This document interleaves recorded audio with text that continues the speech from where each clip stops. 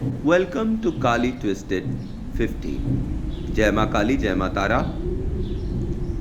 इस एपिसोड में हम स्टार्ट करते हैं। सोनू भाई माँ काली के परम भक्त थे।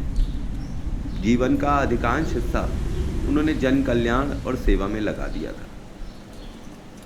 उनके पास कोई ज़्यादा पैसा कौड़ी तो था नहीं, जो भी था उन्होंने जन कल्याण में ही लगाया था।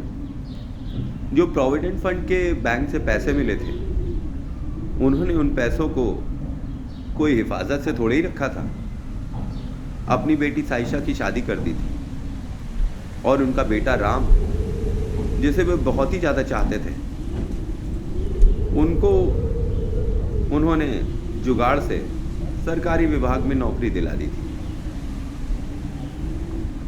सोनू भाई अपना अधिकांश समय लोगों के बीच में व्यतीत करते थे।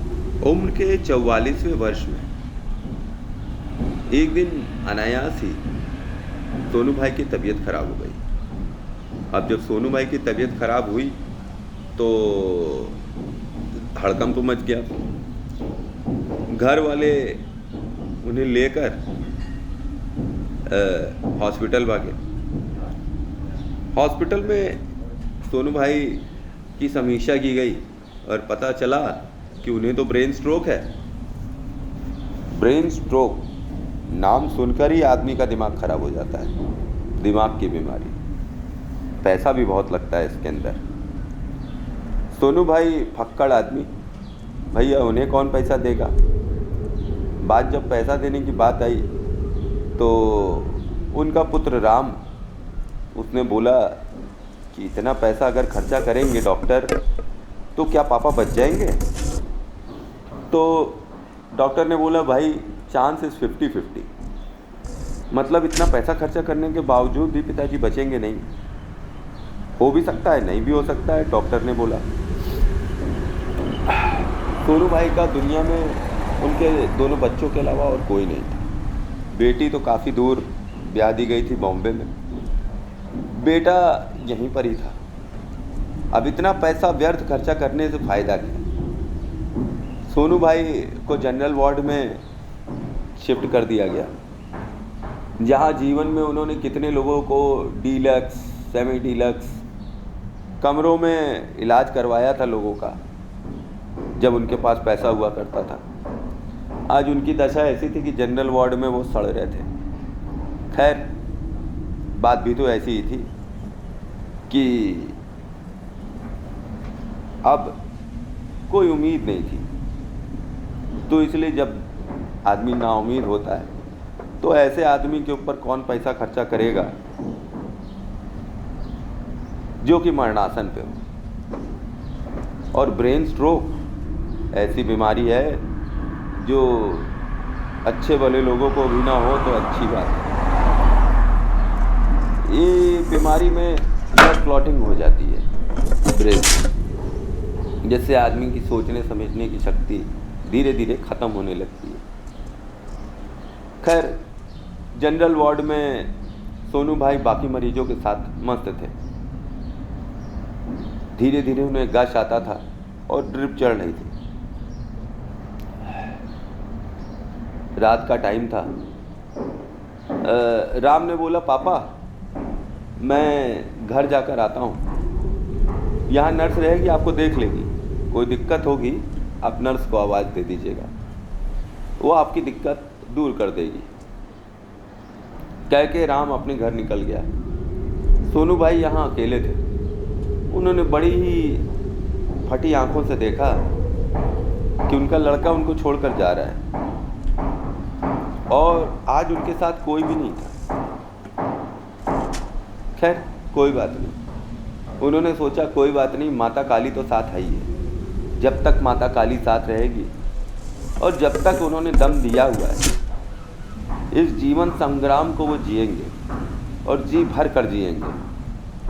फिर चाहे ब्रेन स्ट्रोक हो, चाहे लकवा मार गया हो, चाहे कुछ हो गया हो। डॉक्टरों ने भी बोला था कि एक दो दिन से ज़्यादा ये मरीज जी नहीं पाएगा। जिस तरीके से उनका एक हाथ और एक पैर खराब हो गया था और झंझनाहट पूरे शरीर में आ गई थी, लगता नहीं था कि ज़्यादा समय वो जी पाएंगे। रात का समय था, काफ़ी रात का समय, करीब 1 बज रहे होंगे। उनके मुंह से अनायास ही निकला, पानी पानी, बेटा राम पानी दे दो, बेटा राम पानी, प्यास लगी है बेटा। जब उन्होंने धीरे से आंख खोली तो देखा वहाँ पे राम या राम नाम का कोई भी आदमी नहीं था। वे जान गए उनका लड़का वापस नहीं आया, वो घर पर ही था।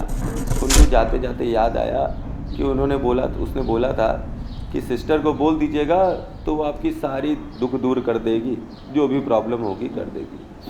उन्होंने चिल्लाया, सिस्टर सिस्टर सिस्टर सिस्टर। आनंद हॉस्पिटल के उस कमरे में, जनरल वार्ड के कमरे में, सिस्टर नाम की कोई चीज़ नहीं थी। सब सो रहे थे, गहरी नींद। जनरल वार्ड के मरीज भेड़ बकरी कुत्ते बिल्ली होते हैं, उनको ये बात समझ में आने लगी थी। भला इन मरीजों को कौन देखेगा जिनको कोई नहीं देखना चाहता, जिनको भगवान भी नहीं देख रहे थे, उन मरीजों को देखेगा ही कौन। और ये वे मरीज थे जिनमें से अधिकांश के बच्चे उनको छोड़कर चले गए थे यहीं पर, इसलिए नहीं कि वे उनका खर्च नहीं उठा सकते थे, इसलिए कि व्यर्थ खर्चा करना किसी को पसंद नहीं। और वो भी एक ऐसे व्यक्ति के लिए जो एक वेजिटेबल हो गया है, उसके लिए कौन खर्चा करेगा। ये सोचकर सोनू भाई बैठे थोड़ा सोचते रहे। आँख खोलकर उन्होंने बोला कि बेटा तो आएगा नहीं, चलो माँ को ही बुला लेते। माँ, प्यारी माँ, कहाँ हो माँ, मुझे बड़ी प्यास लगी है, कोई पानी देने वाला नहीं माँ, कोई मुंह में पानी देने वाला नहीं माता, मेरी प्यारी माँ, मुझे बहुत प्यास लगी है माँ, क्या तुम आओगी मुझे पानी पिलाने। ग्लास कुछ ही दूरी पर रखा था, पर शरीर लकवा मार चुका था, इसलिए सोनू भाई चाहकर भी नहीं हिल पा रहे थे। रोती आंखों से वे बस एक टक उस पानी के गिलास को देख रहे थे और माँ माँ कर रहे थे। माँ, मुझे बहुत प्यास लगी है, मेरी प्यारी माँ। करते करते आंखों से 2 बूंद आंसू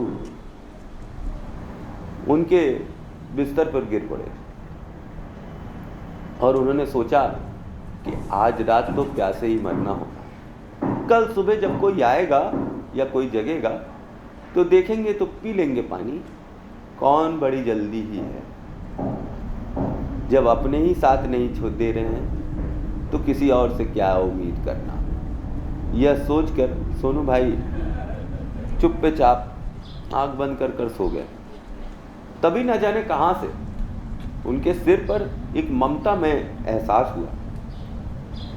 उन्होंने देखा कि सफ़ेद साड़ी पहने, लाल बॉर्डर और 30 से 35 साल की महिला होगी, एक लंबी महिला, पता नहीं कहां से जनरल वार्ड में वो आ ढमकी। और तो और सोनू भाई के सिर पर वो स्नेह से हाथ फेर रही थी। पानी का ग्लास उठा के उसने बोला, बेटा पानी की प्यास लगी है ना तुम्हें, लो पानी पी लो बेटा। तो सोनू भाई बोले, अच्छा। जल्दी से उन्होंने जी भर कर पानी पिया और बोला, माँ तुम कौन हो, तुम कहाँ से आ गई। तो उस महिला ने मंद मंद मुस्कुरा कर बोला, बेटा बुलाए तो माँ ना आए, ऐसा हो सकता है। बेटा बुलाए दौड़ी आए चली माँ। तुमने मुझे बुलाया बेटा, मैं कैसे नहीं आती। अपने बेटे को मैं प्यासा कभी नहीं छोड़ सकती। तुम चिंता मत करो बेटा, दुनिया में तुम्हारा कोई हो ना हो, मैं तुम्हारे साथ हूँ। और एक गिलास पानी पिलाने के लिए एक बार नहीं, हजारों बार मेरे बच्चे, जब तुम बुलाओगे मैं आऊँगा, मैं आऊँगी। यह सुनकर सोनू भाई की आंखों में आंसू आ गए और उन्होंने एकटक देखा, साक्षात माता काली वहीं प्रकट होकर खड़ी हो गई और वो केवल सोनू भाई को ही दिख रही थी और किसी को नहीं दिख रही थी। मुश्किल से 1 मिनट हुआ होगा, वो महिला अंतर्धान हो गई और सुबह सुबह चमत्कार हो गया। सोनू भाई ने रात में पानी की जगह अमृत पी लिया था। सारे शरीर अच्छे से काम कर रहे थे और डॉक्टर भी सोच रहे थे कि ये कौन सा चमत्कार है, ये कैसे हो सकता है कि किसी एक ऐसे व्यक्ति को जिसे डॉक्टरों ने जवाब दे दिया हो कि अब इसका ब्रेन स्ट्रोक आ गया है, ये जल्दी ही ब्रेन डेड हो जाएगा और ये मृत्यु के पास पहुंच गया है, इसके बचने की कोई उम्मीद नहीं है, वो बच कैसे सकता है।